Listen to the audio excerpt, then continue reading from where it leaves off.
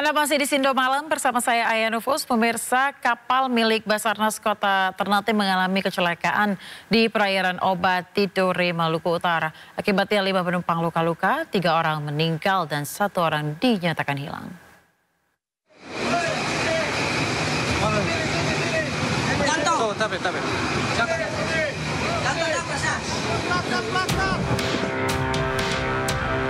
Kapal pencarian RIB 04 milik Basarnas Ternate kecelakaan saat akan melakukan pencarian terhadap 2 nelayan yang dikabarkan hilang. Kapal mengangkut 11 orang yang terdiri dari 7 personil dari Basarnas, 3 anggota Polairut Polda Maluku Utara, dan 1 orang jurnalis Metro TV. Disampaikan sebelumnya bahwa peristiwa berawal dari upaya evakuasi mencari 2 nelayan yang dikabarkan hilang. Namun saat mendekat, terjadi pecah di lambung kapal tim SAR. Kecelakaan menewaskan 3 orang, yakni 2 personil Basarnas atas nama Rizky Esa, Fadli Umagapi, dan 1 personil anggota Polairut Baratu Mardi Haji. Sementara korban hilang yakni Sahril Helmi, jurnalis Metro TV. 1 korban wartawan yang hilang, kemudian apakah nanti pencarian? Sampai saat ini masih belum. Masih pencariannya, Jenderal? Ya, masih terus dilakukan pencarian. Berupaya untuk melakukan evakuasi terhadap nelayan yang mati mesin di tengah laut. Begitu mendekati, ini terjadi pecah di lambung kapal yang digunakan, kapal SAR yang digunakan, sehingga beberapa penumpang terpental dan mengakibatkan juga meninggalnya anggota kami. Saat ini tim SAR gabungan terus melakukan pencarian terhadap korban yang merupakan jurnalis Metro TV, Sahril Helmi. 1 orang dalam pencarian yaitu dari teman-teman media.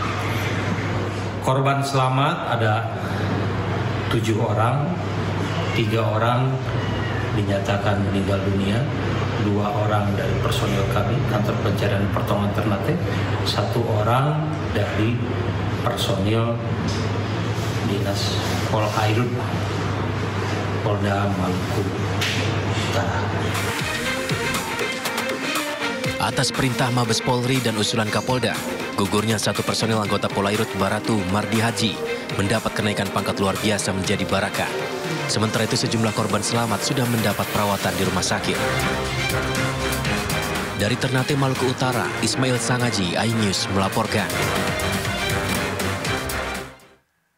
Pemirsa, Ombudsman RI berilis hasil investigasi atas prakarsa sendiri terkait polemik pagar laut yang terjadi di Kabupaten Tangerang, Banten. Temuan investigasi Ombudsman diantaranya terkait kerugian nelayan yang mencapai 24 miliar rupiah, penguasaan ruang laut hingga unsur pidana.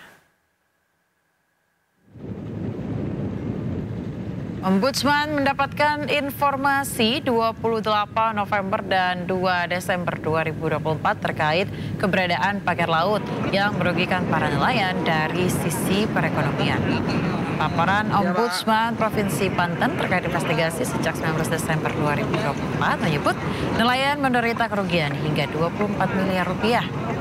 Tak hanya itu, Ombudsman juga menemukan indikasi adanya penguasaan ruang laut sebesar 370 hektar di Kohot, Tangerang. Ombudsman juga mendapati unsur pidana lain, yakni pagar tak berizin, potensi dampak lingkungan, mengganggu ketertiban umum, merugikan masyarakat, serta peredaran 2 surat diduga palsu. Pertama adalah kami menyatakan bahwa memang ada maladministrasi. Kami mengapresiasi upaya yang sudah dilakukan DKP di saat mendapatkan laporan masyarakat, langsung melakukan kunjungan lapangan, melakukan penghentian di saat panjangnya masih 10 km, berkoordinasi dengan KKP, tapi membutuhkan waktu yang cukup lama sampai dengan 22 Januari kemarin baru lakukan pembongkaran. Kita meyakini ada indikasi yang kuat bahwa keberadaan pagar laut ini adalah dalam rangka upaya menguasai ruang laut. Adanya dokumen yang menunjukkan adanya permintaan atau upaya penguasaan ruang laut di mana 370 hektar awalnya diajukan di daerah Kohon yang sebagian sudah terbit atau seluruhnya sudah terbit. Kami tidak bisa membandingkan dengan 263 bidang yang sudah terbit dan 50 yang sudah dicabut. Tapi berdasarkan perhitungan kami, ya, minimal kerugian yang dialami oleh hampir 4.000 nelayan itu mencapai sekurang-kurangnya 24 miliar sekurang-kurangnya, karena ada berbagai asumsi. Itu dari jumlah bahan bakar yang bertambah antara 4 sampai 6 liter solar per hari, ya, lalu hasil tangkapan yang berkurang, ya, kerusakan kapal yang kita hitung adalah pada angka, sehingga minimal itu angkanya adalah 24 miliar sampai dengan dilakukannya pembongkaran. Jadi lihat di sini adalah persoalannya adalah karena persoalan mata pencaharian. Jadi kami masuk bukan persoalan HGB-nya. Jadi Ombudsman itu masuk bukan mau melihat persoalan HGB. Adalah persoalan mengapa ada pagar yang mengganggu mata pencahari para nelayan. Sejak penemuan pagar laut tak bertuan di perairan Tangerang, mata publik terus mengikuti kasus ini pemirsa. Dimulai dari laporan warga sekitar hingga berkembang pada pencabutan surat hak guna bangunan dan hak milik atas pagar laut tersebut.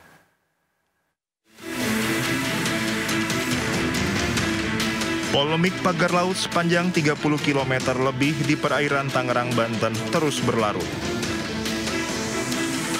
Publik pun terus mengikuti perkembangan kasus ini. Penemuan pagar laut bermula dari laporan warga yang juga tergabung dalam Himpunan Nelayan Seluruh Indonesia atau HNSI pada Agustus 2024. Hal ini lalu dilaporkan pada Dinas Kelautan dan Perikanan Banten yang langsung datang meninjau lokasi.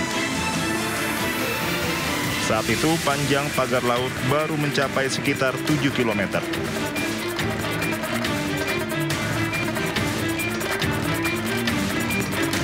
Awal September 2024, tim DKP Banten kembali melakukan investigasi bersama Direktorat Jenderal Pengawasan Sumber Daya Kelautan dan Perikanan KKP dan Polisi Khusus.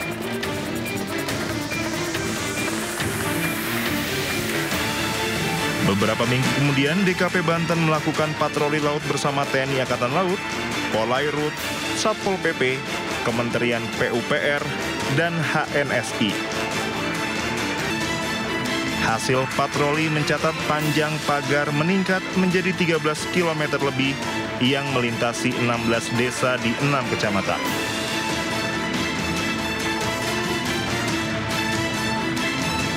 Awal Januari 2025, KKP memutuskan menyegel pagar misterius yang sudah berkembang menjadi lebih dari 30 km.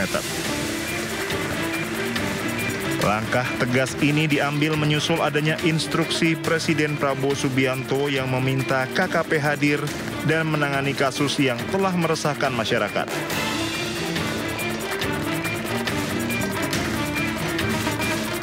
Pertengahan Januari, ratusan personel gabungan TNI Angkatan Laut dan KKP dibantu warga sekitar bahu-membahu membongkar pagar misterius tersebut.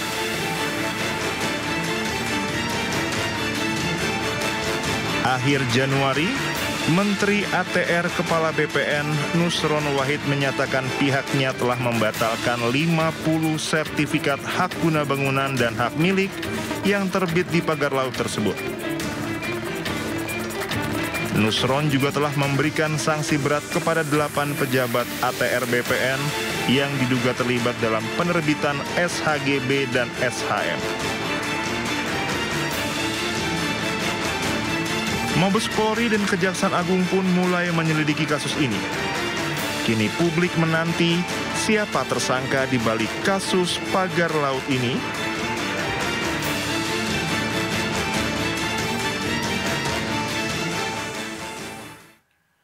Pemirsa, Presiden Prabowo Subianto melakukan inspeksi mendadak ke kantor Kementerian Pertanian. Prabowo melakukan rapat mendadak dengan Menteri Pertanian Amran Sulaiman. Dalam kunjungan ini, Prabowo didampingi Menteri Pertahanan Syafri Samsudin, Prabowo membahas harga pokok pembelian gabah kering dan swasembada pangan. Prabowo pun menyatakan kedatangannya untuk berkoordinasi. Ia mengingatkan pentingnya swasembada pangan bagi bangsa Indonesia. Menurutnya swasembada pangan adalah kedaulatan bangsa. Prabowo berharap semua pihak bekerja dengan tulus demi negara. Sudah ada 30 orang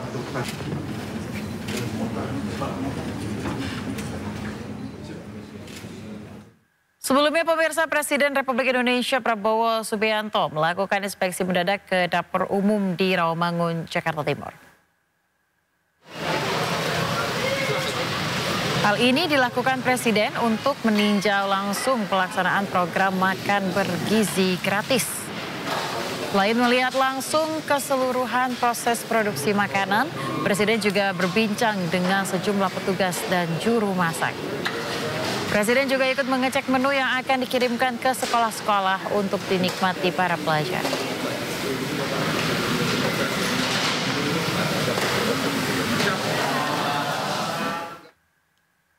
Ya, pemirsa, kita ke informasi selanjutnya. Menteri Dalam Negeri Tito Karnavian mengungkapkan lebih dari 50% anggaran terdampak pemangkasan. Anggaran di Kemendagri bahkan mengalami efisiensi hingga 2,7 triliun rupiah. 267 setelah diefisiensi menjadi. Menteri Dalam Negeri Tito Karnavian menjalani rapat kerja bersama Komisi 2 DPR RI. Dalam rapat kerja disampaikan bahwa lebih dari 50% anggaran terdampak pemangkasan. Di Kementerian Dalam Negeri, efisiensinya adalah 2,7 triliun dari total semula pagu anggaran 4,7 triliun rupiah. Efisiensi lebih kurang mencapai 57,46%, sehingga sisa pagu Kemendagri sebesar 2 triliun lebih atau 42,54%. Kebijakan efisiensi ini sesuai instruksi Presiden Prabowo Subianto. Ada instruksi Presiden Republik Indonesia nomor 1 2005 tanggal 22 Januari tentang efisiensi belanja dalam pelaksanaan APBN dan APBD tahun anggaran 2025. Jadi APBN diminta untuk diperintahkan untuk melakukan efisiensi, demikian juga APBD. Khusus dan tidak lanjuti dengan lebih detail dengan surat Menteri Keuangan tanggal 24 Januari.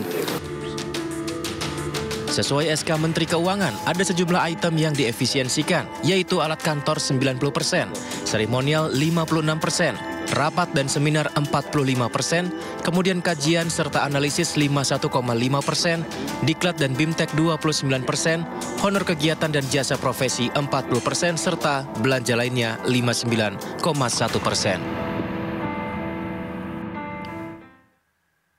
Presiden Prabowo, pemirsa, meminta kementerian lembaga untuk efisiensi anggaran hingga 256 triliun rupiah. Meski demikian, tercatat sebanyak 17 kementerian dan lembaga negara yang tidak terkena pemangkasan anggaran. Saya tegaskan kembali bahwa hal-hal di luar itu yang bersifat seremoni, upacara, merayakan ulang tahun ini, ulang tahun itu, hari ini, hari itu, kita tidak anggarkan.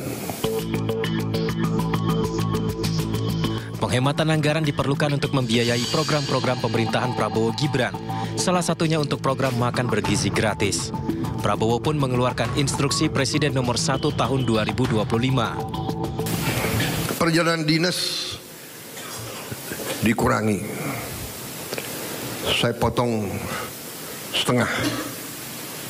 Dengan setengah kita bisa menghemat 20 triliun lebih. Kalau kita hitung 20 triliun, berapa puluh ribu sekolah, gedung sekolah bisa kita perbaiki.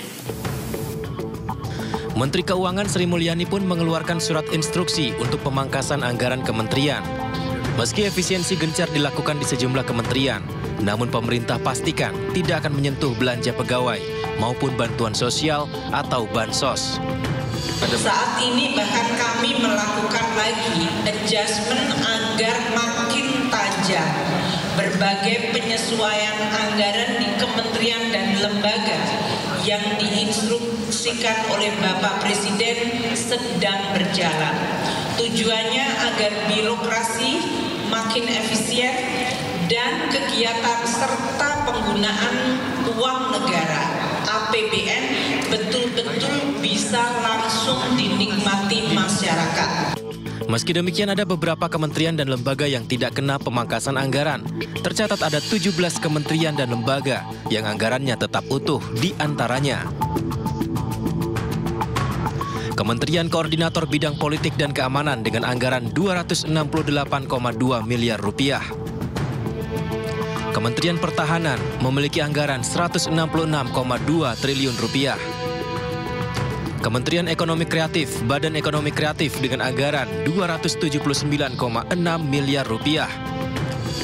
Majelis Permusyawaratan Rakyat atau MPR memiliki anggaran 969,2 miliar rupiah. Dewan Perwakilan Rakyat atau DPR dengan anggaran 6,6 triliun rupiah.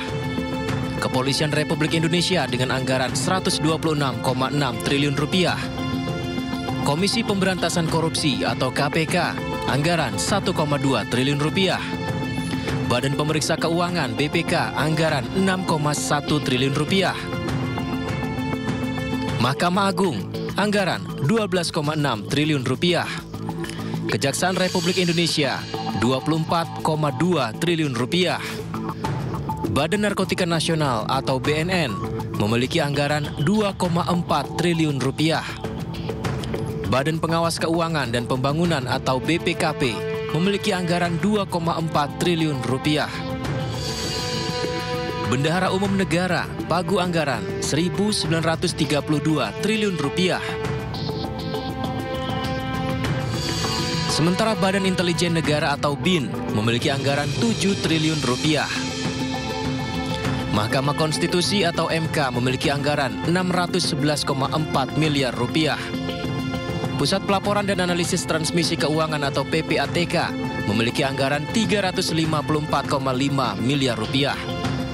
Dan terakhir, Badan Gizi Nasional memiliki anggaran 71 triliun rupiah. Pemerintah juga telah menyiapkan anggaran sebesar 144,6 triliun. Anggaran ini untuk memastikan ketahanan pangan nasional di tengah potensi gejolak pangan global pada 2025. Tim Liputan iNews melaporkan. Presiden kelima Republik Indonesia Megawati Soekarno Putri memenuhi undangan Lembaga Kemanusiaan Unbroken Kids Alliance. Lembaga kemanusiaan ini berfokus pada pelindungan dan pemberian bantuan untuk anak dan petugas medis. Informasinya sesaat lagi, tetap bersama kami.